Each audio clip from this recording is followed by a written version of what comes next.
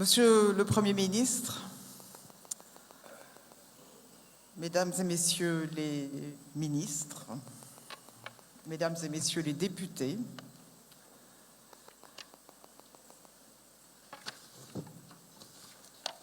Messieurs et Mesdames les membres du corps diplomatique, chers invités, chers participants et participants, chers amis et chers camarades. Clôturer l'année du centenaire Frantz Fanon à Dakar n'est pas anodin pour la Fondation. Il était impensable de ne pas s'arrêter en Afrique. Ce n'est pas une action symbolique, c'est un engagement politique à la pensée en action de Frantz Fanon. S'il est l'une des figures les plus influentes de la pensée anticoloniale du XXe siècle, ce que nous nous devons, c'est d'éclairer ces pensées ayant permis au monde déshumanisé, invisible, ignoré, de briser les chaînes de la mise en esclavage et du colonialisme et de sortir des profondeurs sombres et sans relief de la pensée des Lumières. Grâce à ces hommes de chair et de sang, les damnés ont commencé à respirer, à assumer leurs paroles et faire entendre leur voix. Fanon est l'un d'entre eux. Son analyse percutante des dynamiques de pouvoir, de race et de révolution a inspiré les militants du monde entier, parmi lesquels Ernesto Che Guevara, les Black Panthers et Steve Biko. Ces idées ont influencé les luttes politiques ainsi que des domaines académiques tels que la philosophie, la psychologie et la pensée décoloniale.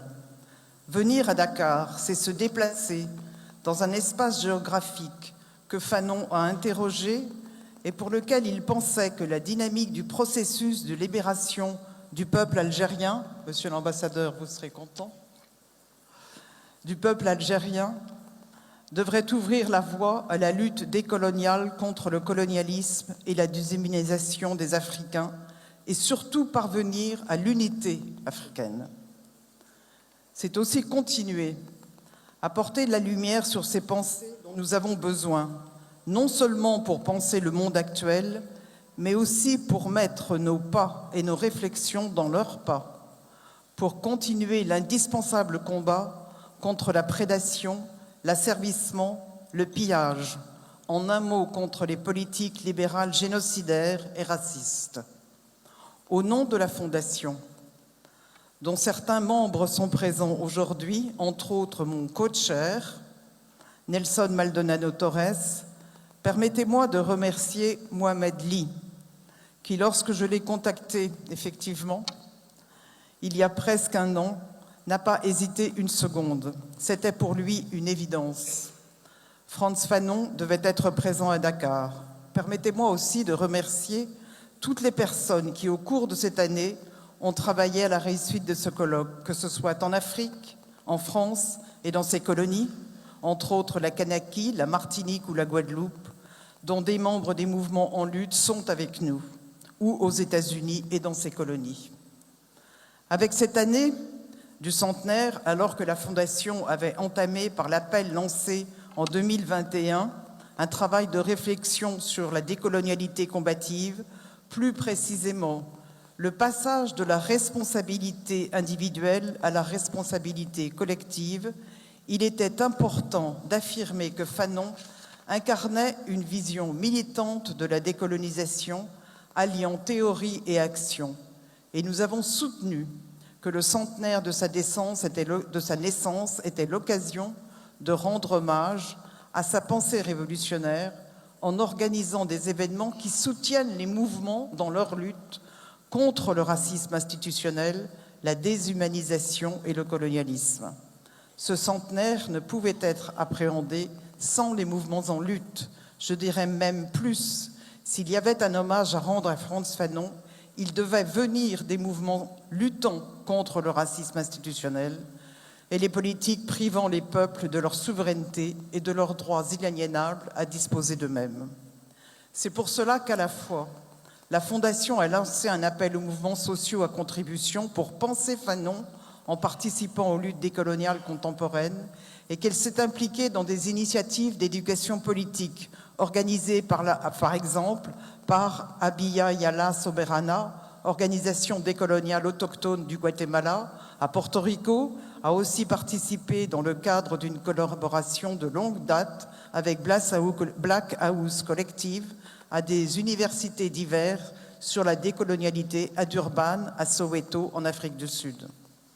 La Fondation a entamé aussi un travail de solidarité politique avec des communautés mapuche du Chili et d'Argentine, de lutte contre le racisme institutionnel anti-noir avec des groupes d'afro-descendants et d'Africains au Brésil, aux États-Unis, dans certains États de la Caraïbe et en Europe, contre l'islamophobie en partenariat avec des enseignants de Berkeley University, contre l'économie coloniale en Martinique et plus généralement, la Fondation participe, à partir de la situation de Haïti, à une réflexion sur ce que devrait être un processus de restitution-réparation politique, décoloniale et combative, sans oublier son engagement de longue date pour revendiquer les droits inaliénables de la Palestine et plus généralement des peuples dont l'autodétermination et la souveraineté sont contestées, voire confisquées.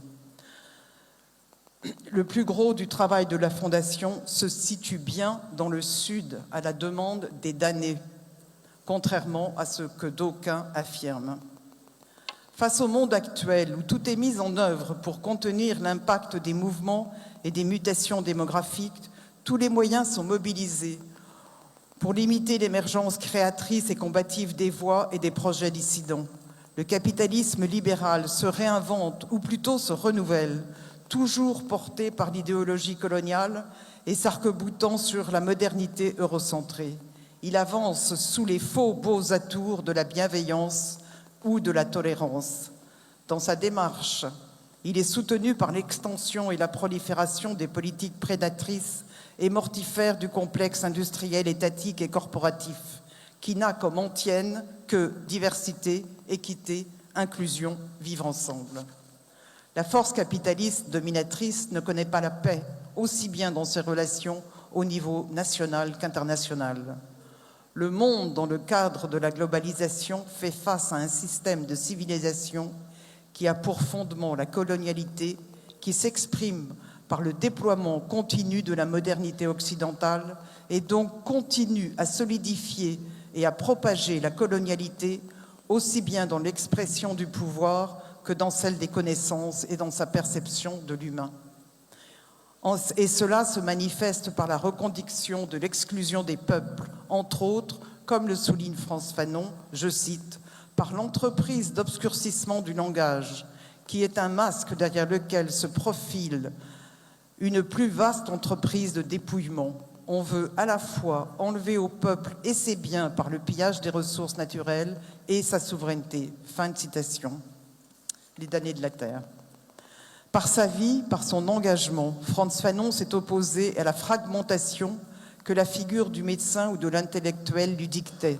C'est précisément cette fragmentation des domaines du savoir que la pensée de Fanon vient contester, en faisant le lien entre les névroses qu'il observe et le contexte social et entre pratique thérapeutique et libération politique collective.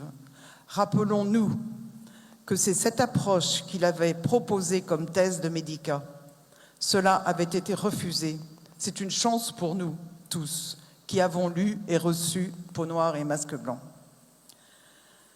Il engage à penser la praxis révolutionnaire, non comme un acte isolé, mais en tant qu'action située dans le temps historiquement et culturellement, afin que la psyché aliénée par le colonialisme se transcende en une force révolutionnaire visant à construire, comme le dit Fanon à la fin de Peau noire et masque blanc, le monde du vous.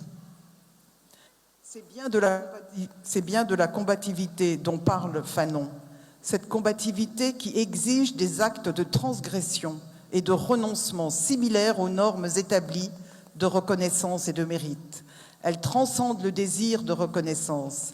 Il s'agit plutôt de maximiser les possibilités de connexion entre les personnes opprimées et leurs luttes respectives. À la différence de la critique, la combativité émerge lorsque des personnes racialisées s'adressent à d'autres personnes racialisées.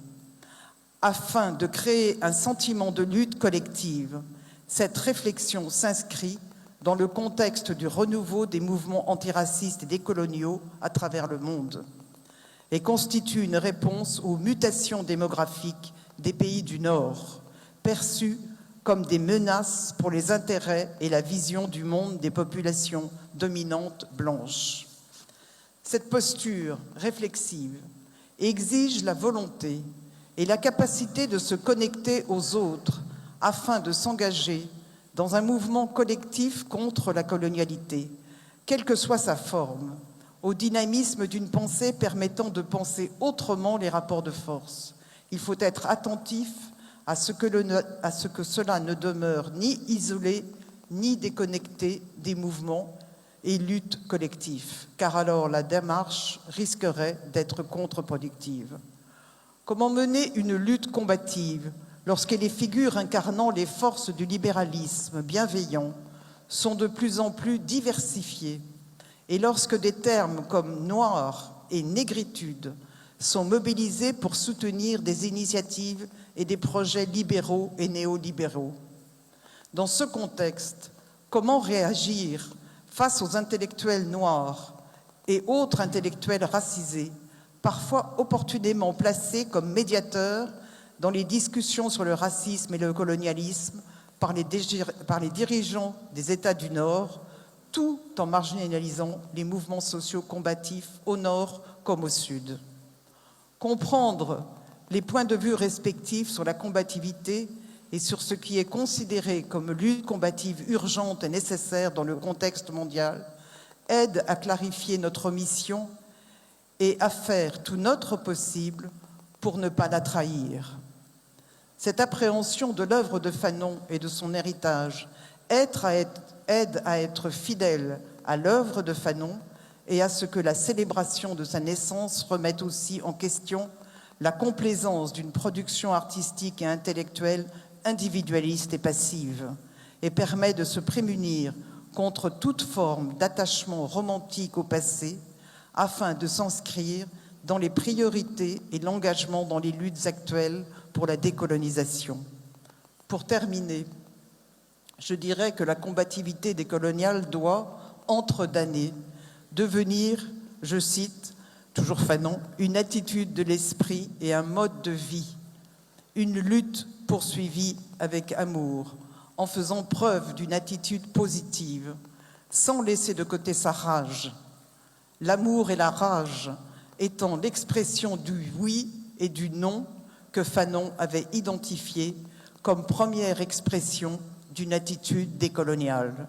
C'est un enjeu de taille pour chacun d'entre nous. Souhaitons à ce colloque, situé dans le musée des civilisations noires, superbe bâtiment, de répondre à ces enjeux. Je vous remercie.